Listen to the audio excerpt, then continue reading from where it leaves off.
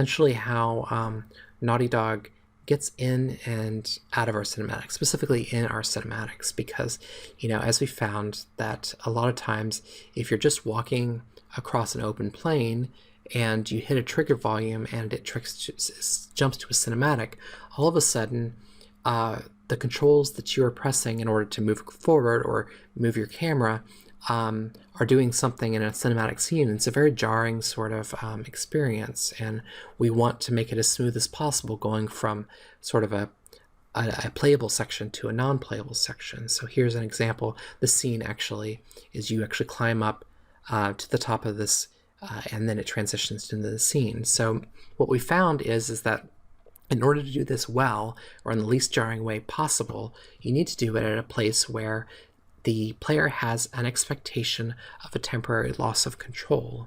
What I mean by that is that essentially the player is expecting for maybe a second, maybe half a second or something like that, that none of their controls are going to matter. And the way that we do that is things like an environmental interaction.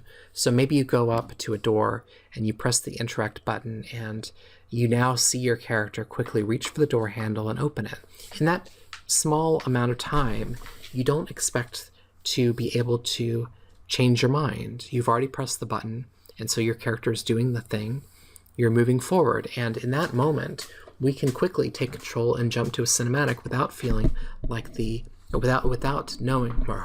without the player feeling like we're taking control away from them, because they already gave control away.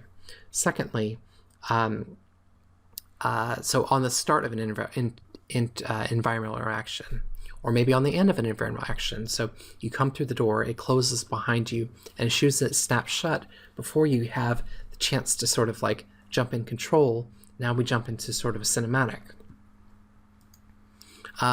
Third, and then we often use this in Uncharted, so actually in the example that I just kind of showed, sort of a traversal. So maybe you vault over something, maybe this is at the end of a climb, that sort of thing.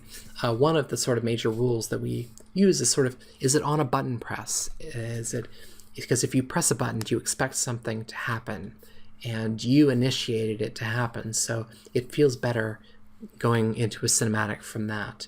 And then there's also another part of this is like on a traversal, if you drop down and you land and hit the ground, you expect your character to do a quick stumble or something like that. And in that moment, you sort of have lost control of the player for very, very brief, but it's enough to be able to take player control away and going into a cinematic. And that kind of brings us to kind of the idea of an explosion. And this is a little bit more of the gray area, but if there's a big explosion, if you come through a door and throw someone through a grenade, and all of a sudden your character is hit by this shockwave, now you can, you've lost control.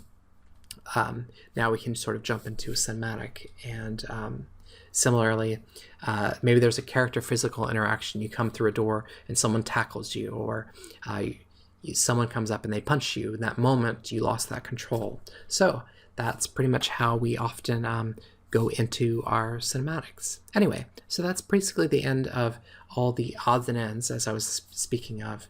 Now let's get into sort of the meat of what I want to talk about in this week 10.